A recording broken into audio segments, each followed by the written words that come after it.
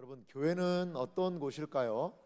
교회가 어떤 곳일까에 대한 부분에 대해서 우리는 참 많은 생각을 하게 되는 것 같아요. 어떤 교회는요, 젊은 사람들이 많이 모이는 그런 교회가 있습니다. 젊은이들이 위주가 되는 그러한 교회도 있고요. 또 어떤 교회는요, 참 독특하신데요, 어느 사회적인 그런 지위가 좀 어느 정도 있는 그런 분들만 또 모이는 그런 교회가 있더라고요. 그런 교회도 있고요. 그리고 이제 뭐 역사적으로는 좀 인종적인 차별이 있던 교회들이 있었거든요. 백인들은 우리 교회를 참석하고 흑인들은 참석하지 못한다. 이러한 유색 인종에 대한 그런 차별을 두었던 역사적으로 그런 교회도 있었습니다. 과연 하나님의 몸된 교회에 누가 그 교회의 일원이 될 수 있을 것인가? 이것은 너무나도 중요한 그러한 일인 것 같습니다. 교회는 어떤 곳일까요?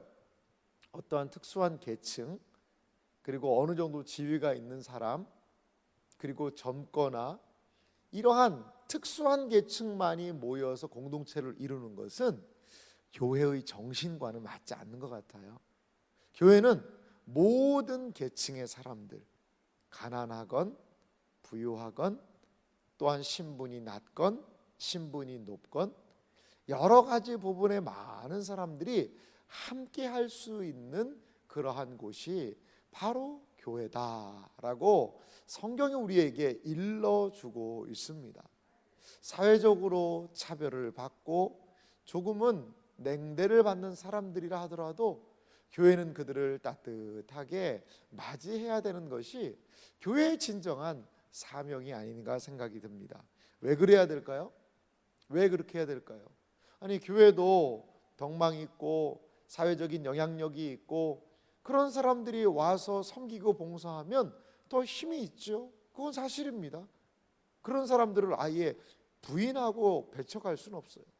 그런데 그런다 하여서 사회적으로 연약하고 부족하고 돈 없고 가난한 분들이 소외된다면 그것은 교회의 본질과는 멀다는 것이죠. 왜 그럴까요?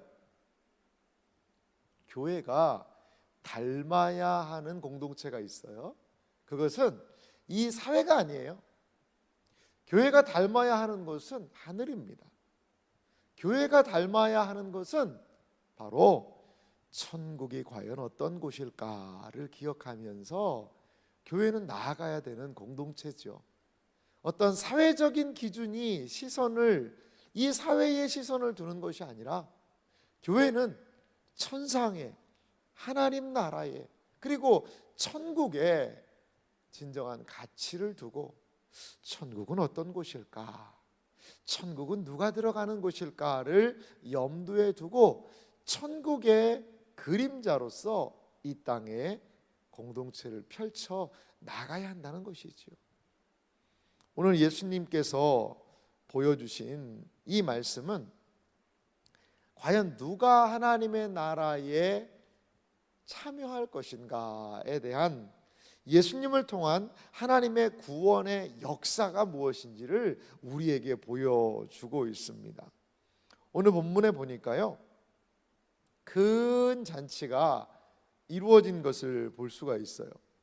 15절이 1절에서부터 14절과 좀 연결되는 측면인데요, 함께 먹는 사람 중에 하나가 이 말을 듣고 라고 이야기를 해요.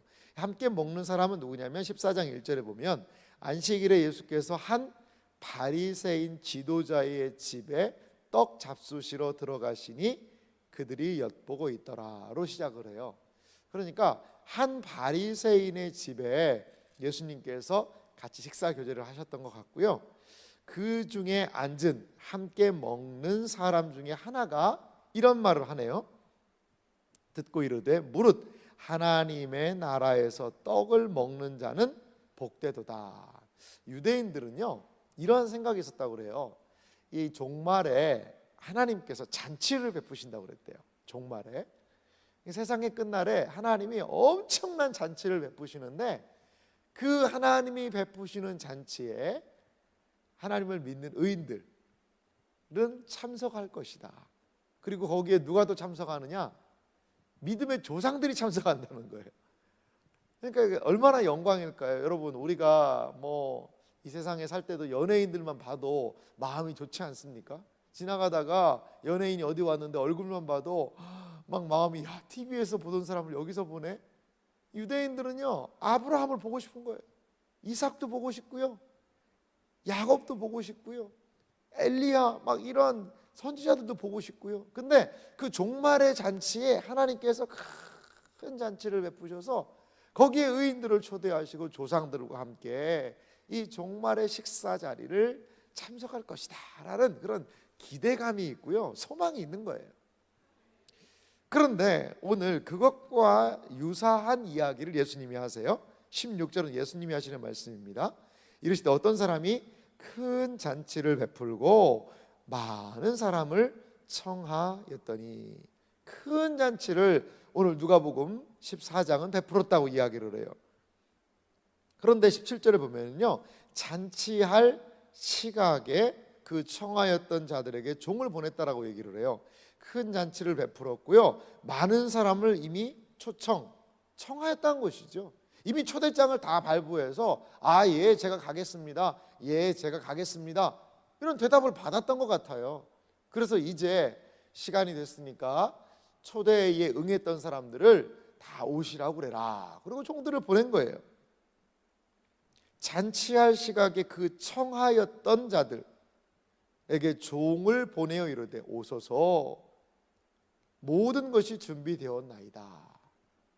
이제 많은 사람들이 올 것을 이 예비를 예상을 했지 않겠어요? 여러분, 손님을 초대할 때는요, 미리 다 준비를 하지 않겠습니까? 이번 손님은 10명이 온다, 이번 손님 100명이 온다. 그 초대한 사람들의 인원에 맞게 음식이나 이런 것들을 다 준비를 해서 오늘 모든 것이 다 준비됐습니다 라고 그렇게 종들은 이야기했어요. 그런데요, 18절에 보면요, 다 어떻게 해요? 일치하게 사양을 합니다. 그런데 한 사람은, 나는 밭을 샀는데 아무래도 나가 보여야 되겠으니 청하건대 나를 양해하도록 하라. 내가 간다고는 얘기를 했었는데 아이고 미안하게 됐다, 나를 좀 양해해 주라. 밭 샀다는 거죠. 19절은요, 나는 소 5겨리를 샀다. 이 한 겨리는 2마리니까요 소 10마리를 사가지고 이 소가 밭을 잘 가는지 힘이 어떤지를 좀 시험해 봐야 된다는 거예요. 나를 양해하도록 하라. 20절에는요, 나는 장가를 들었는데, 아니 장가를 들었으니까 그러므로 나는 가지 못하겠다. 이거 구약 성경에 보면 결혼한 사람은, 장가든 사람은 전쟁에 참여시키지 말아라 이런 얘기가 있어요.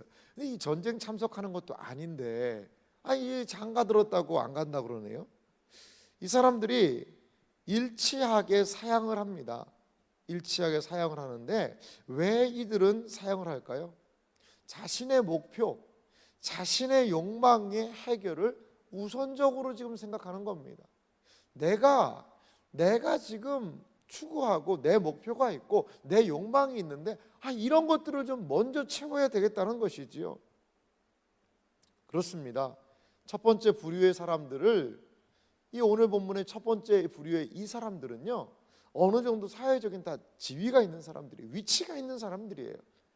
소를 10마리나 살 수 있고요, 밭도 사고요, 그리고 장가 들어서, 아마도 많은 성경학자들은 장가 들어서 자기가 피로연을 베푼 것 같다라는 이야기도 해요.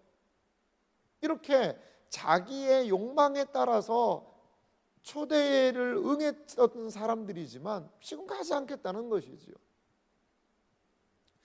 집주인은 어떠한 이야기를 합니까? 21절에 보니까요, 종이 돌아와 주인에게 그대로 고하니 이에 집주인이 노하여 그 종에게 이르되, 주인이 많이 화가 났던 것 같아요. 왜냐하면 다 이미 잔치가 준비됐잖아요. 함께 교제하기 위해 모든 것들이 준비가 되어 있는데 그것들을 자신의 욕망을 따라서 사양했다는 거죠. 사실 성경은요, 지금부터 이 신약 성경만 해도 한 2000년 전의 문서잖아요. 그 당시와 우리 시대에는 좀 큰 시대적이고 공간적이고 지리적이고 문화적인 관습적인 차이가 있는 것은 사실입니다. 이 성경을 우리가 읽는 그대로 읽어서는 이해가 안 되는 부분들이 좀 있어요. 특별히 뭐 언젠가 한번 우리가 함께 공부도 하고 성경을 이해하는 데 도움이 되는 게 명예와 수치라는 그런 개념이에요.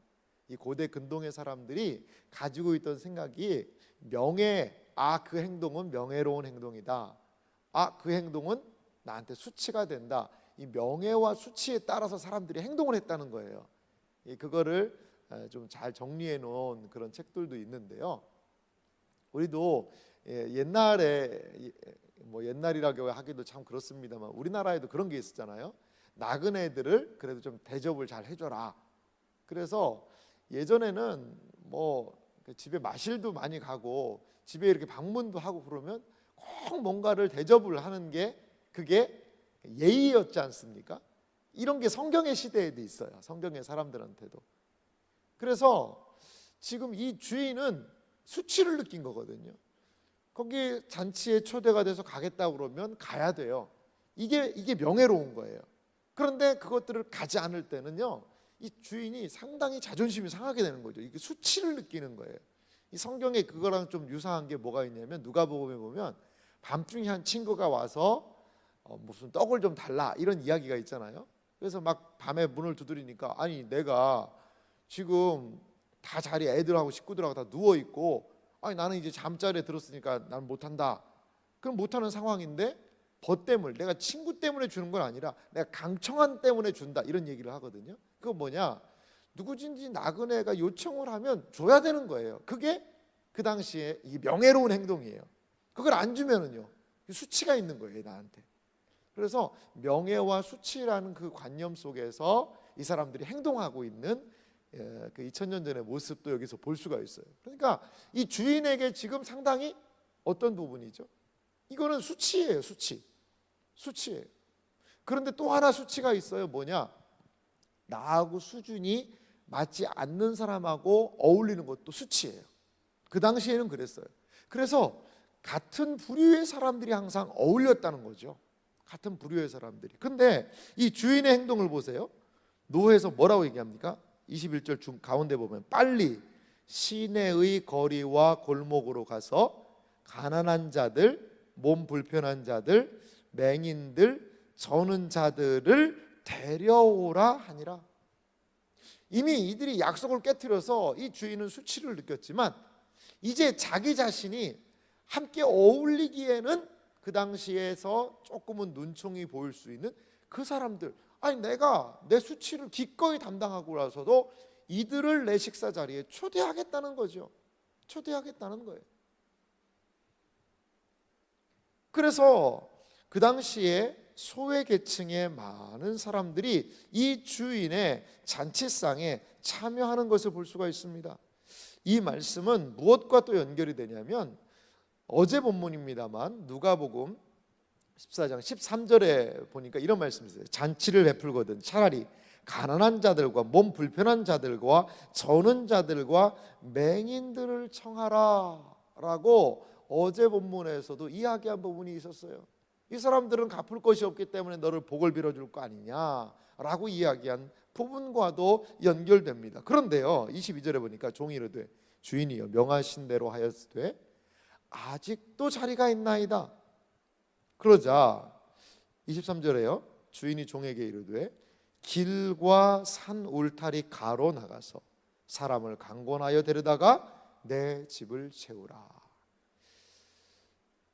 두 번째 사람들은요 시내 21절에 보면 시내의 거리와 골목, 쉽게 말하면 성 안의 사람들의 소외계층을 초대했다면 이제는요 길과 산 울타리가 그 마을을 넘어서서 마을 사람들을 초대했다면 마을을 넘어서서 있는 그 주변 사람들을 데려오라는 거죠. 그 당시에 이 마을에 살지 못하는 사람들이 있었어요. 어떤 사람들이었냐면 이제 가난한 뭐 이제 홈리스라고 하고 예전에는 참 거지라는 분들이 참 많았잖아요 동네에. 그런 분들은요 마을에 살지를 못했어요. 마을에서 뚝 떨어져서 살았던 그 사람들이에요. 그리고 성경에는 이 병이 있는 사람들, 나병이 있다던가 이런 사람들은 마을에 들어가 살 수가 없었어요. 그러니까 마을에 들어오지도 못하는 더 소외된 사람들이거든요. 그 사람들까지도 초청을 하는데 거기에 어떤 단어가 있냐면 강권하여 데려다가 내 집을 채우라. 이 사람들은 마을에 들어가는 것 자체가 꺼려지거든요. 아니 근데 사회적인 그 신분이 있는 그 잔치에 가다니요? 아이고 저는 가당치도 않습니다 라고 거부하는데 그래도 우리의 주인의 뜻이다 라고 그 사람들을 강청해서 이 잔치를 채우라고 이야기합니다. 24절은요, 내가 너희에게 말하노니 전에 청하였던 그 사람들은 하나도 내 잔치를 맛보지 못하리라 하였다 하시니라. 그렇습니다. 어떤 사람이 이 잔치에 초대가 될까요? 자신의 욕망을 따라서는 이 잔치에 참여할 수가 없는 것이지요. 참여할 수가 없는 거예요. 누가 잔치에 참여할 수 있습니까? 자신의 욕망을 내려놓고 비록 가난하더라도 장애가 있더라도 연약하더라도 소외되었더라도 그 주인의 초청에 바르게 응답하여서 나의 육신의 자신의 욕망을 내려놓고 그 초대에 응한 자들만이 그 잔치에 참여할 수 있더라는 것입니다. 여기에는요, 우리에게 복음의 정신을 좀 알려주는 것 같습니다. 여기에서 주인의 말에 순종하는 종들은 꼭 우리 신자들이 아닐까 생각이 들어요. 주님을 따르는 제자들이 아닐까 생각이 들어요. 우리는 복음을 증거하면서 참 이런 생각이 많이 들죠. 야, 저 사람 우리 교회에 나오면 많은 부분에서 좋은 영향력을 미칠 수가 있겠다. 물론 그런 분들도 교회에 오셔야죠. 하지만 우리가 그 사람이 교회에 나오고 나와 친분을 얻어서 나에게 유익이 되고 우리 공동체에 유익이 되는 사람이 아니라 하더라도 내가 그 사람에게 끊임없이 환대와 섬김을 베풀어야 되는 사람이라 하더라도 그러한 사람들을 뭐 하라는 거죠? 초청하라는 거예요. 초청하라는 거예요. 이것은 누구의 뜻이지요? 우리 주인님의 뜻이라는 겁니다. 우리 주인님의 뜻이라는 거예요. 복음은요, 모든 사람들에게 열려 있음을 오늘 본문을 통하여 우리에게 보여주고 있더라는 것입니다. 하나님의 교회, 어떠한 사람들이 과연 이 교회를 채워야 할까요? 모든 사람들입니다. 연약하고 힘들고 어려운 사람도 누구도 자신의 욕망을 내려놓고 복음의 초청에 반응할 수 있다면 그 누구도 좋다는 거예요. 어느 누구나 오라. 어느 누구나 오라. 누구든지 오라. 복음의 소식을 듣고 함께 잔치에 참여하며 기뻐하자. 이것이 바로 하나님 나라에 우리가 최종적으로 경험할 그 천국을 모형한, 그 천국을 닮은 교회의 모습이 아닐까 생각이 들어요. 우리 주변에 많은 어려운 분들이 계시잖아요. 이런 분들에게 우리는 오늘 본문을 기억하며 오늘 본문을 생각하며 손 내미는 교회 되기를 간절히 소망합니다. 그래서 우리 지역사회, 우리가 주민센터랑 많은 일들을 하고 있잖아요. 그래서 지난 성탄절 헌금도 지역의 많은 어려운 가정들을 돕기도 하고, 또 이번 사실 설 명절 때는 많이 광고까지는 안 했습니다만 은밀하게 또 연약한 우리 성도님들 가정을 우리 장로님들, 목사님들이 또 돌아보시기도 하고 그렇게 하려고 많이 노력을 합니다. 근데 좀 많이 더 부족하죠. 더 해야 되는데 말이죠. 그래서 우리의 이 교회 공동체가 참 누구든지 문턱이 낮아서 누구든지 평안함으로 오고, 그리고 이 교회가 나를 참 따뜻하게 환대해 주는구나, 그것을 우리가 느낄 수 있도록 해야 될 것 같아요. 그래서 누구든지 몸된 교회에 와서 함께 기뻐하고 하나님께 나아가는데 장애와 걸림돌이 없도록 누구든지 함께 할 수 있는 그러한 복된 공동체가 교회 공동체가 되어야 할 줄 믿고, 또한 우리 교회가 그러한 교회가 되기를 주님의 이름으로 소망합니다. 기도하겠습니다.